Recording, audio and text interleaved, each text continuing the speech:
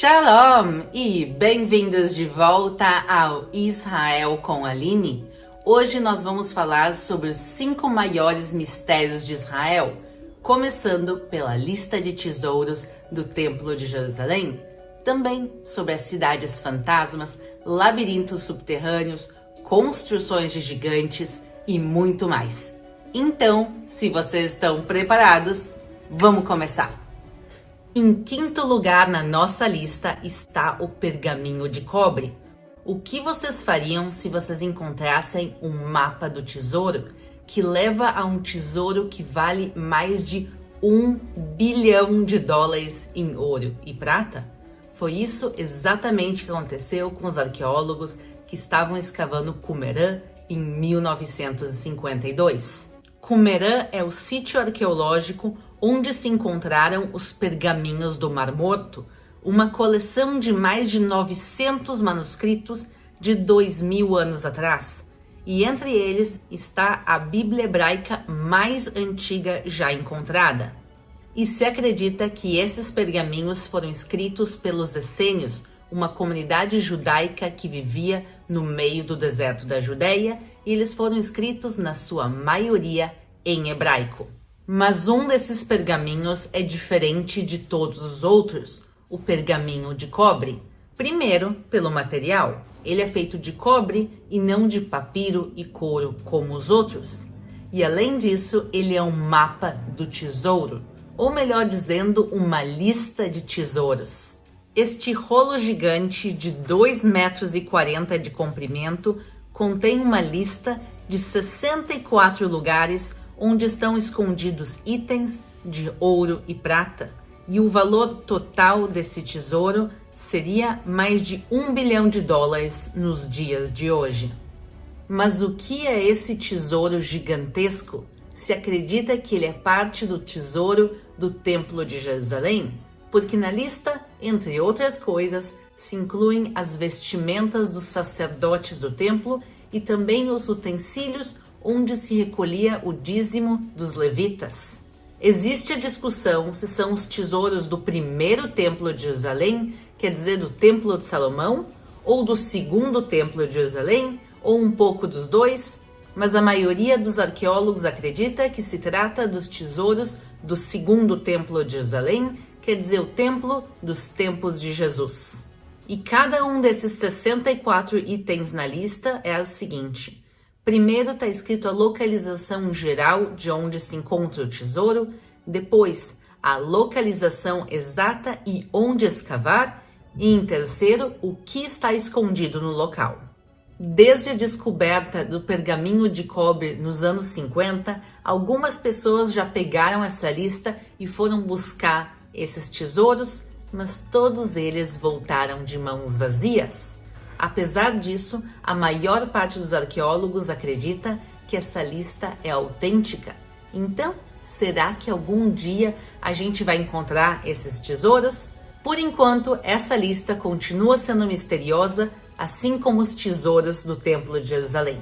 Em quarto lugar estão as cidades abandonadas no deserto. Shifta, Nitzana e Halutza eram cidades muito importantes no deserto do Negev. Eram grandes centros comerciais e cidades cheias de vida por séculos. A população da cidade era rica, como a gente consegue ver pelas grandes construções e também pelo que eles comiam. Se encontraram muitos restos de peixes. Agora, comer peixe naquela época era um luxo. Por quê? Porque a cidade está no meio do deserto, quer dizer, eles traziam comidas importadas de outras regiões, como peixes e até crocodilos. Mas tudo vai mudar há 1.300 anos atrás, quando as cidades vão ser abandonadas. Não por guerras e nem por conflitos, ninguém obrigou a população da cidade a ir embora. A população dessas cidades empacotou as suas coisas e foi embora. Mas eles deixaram tudo organizado, como se eles fossem voltar às suas casas, mas nunca mais voltaram. Essas cidades são tão misteriosas porque a gente não sabe por que a população das suas cidades foi embora, nem para onde eles foram E, por que nunca mais voltaram? A população da cidade parece como que desapareceu do mapa e da história. E para deixar essa história ainda mais estranha, ninguém voltou a viver nessa região por um período de 1000 anos. Por 1000 anos, as 3 cidades e toda essa região simplesmente ficaram abandonados até o século XX, quando o movimento sionista moderno começou a viver e construir cidades na região. O que vocês acham que aconteceu com a população dessas cidades? Em terceiro lugar na nossa lista está a cidade de Atlit Yam. Essa é uma cidade submersa em Israel que foi encontrada nos anos 80 e intriga historiadores e arqueólogos. Esta cidade, que está dentro do mar Mediterrâneo, é datada de 8.000 anos.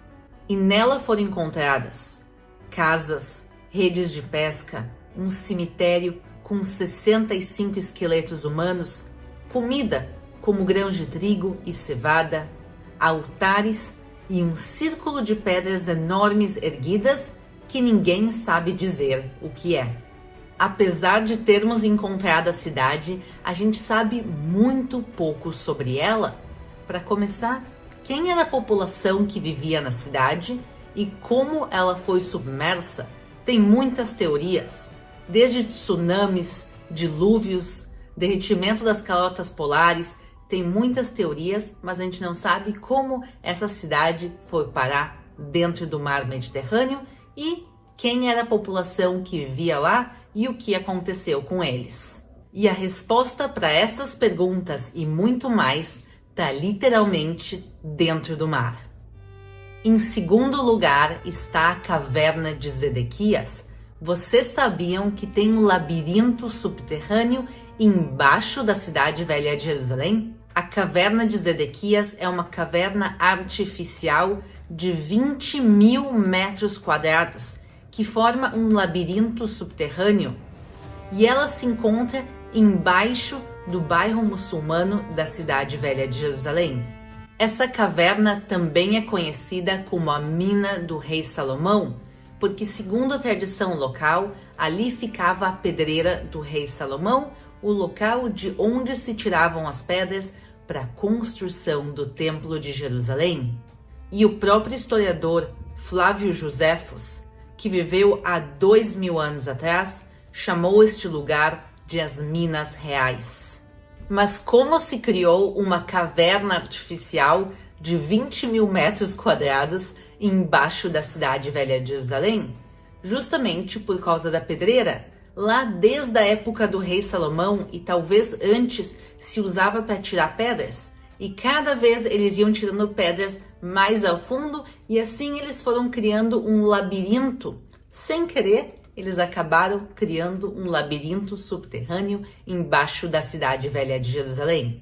A caverna é conhecida como a Caverna de Zedequias, porque, segundo a tradição local, foi aqui que o rei Zedequias, o último rei de Judá, se escondeu quando ele estava fugindo de Nabucodonosor e os babilônios. Mas, como a gente sabe, vai ser em vão, porque ele vai ser preso e cegado pelos babilônios, que também depois vão destruir a cidade de Jerusalém e o seu templo. Esta caverna também é um dos locais mais importantes do mundo para a maçonaria e onde maçons do mundo todo se reúnem uma vez por ano. Essa caverna tem muitas histórias e tradições. Apesar disso, ela continua sendo ainda muito desconhecida, já que a maior parte dela ainda não foi escavada. O que será mais que a gente vai encontrar dentro dela se a gente seguir escavando? E em primeiro lugar na nossa lista, o maior mistério de Israel é um local chamado Galgal Refaim, o Círculo dos Gigantes. Esse local gigantesco e misterioso fica nas colinas do Golã. Vamos começar entendendo o que é esse local. Ele é um monumento megalítico e a única maneira de ver ele é de imagens aéreas, como a gente está vendo agora. Porque se a gente caminha pelo lugar, ele passa desapercebido. Essa construção foi feita com 40.000 toneladas de rochas há 4.700 anos atrás. Ela é uma série de círculos concêntricos, com o mais largo deles tendo 160 metros de diâmetro e no centro ela tem 4,6 metros de altura. E no centro desse monumento megalítico a gente encontra um túmulo. Agora, esse túmulo foi encontrado vazio, infelizmente. Por quê? Bom, porque saqueadores de túmulos passaram por aqui e levaram tudo, e não se encontrou nada, nem a alçada desse local. Esse é um local único, nada parecido foi encontrado aqui na região, e por isso a gente tem que se perguntar para que ele servia e quem construiu ele.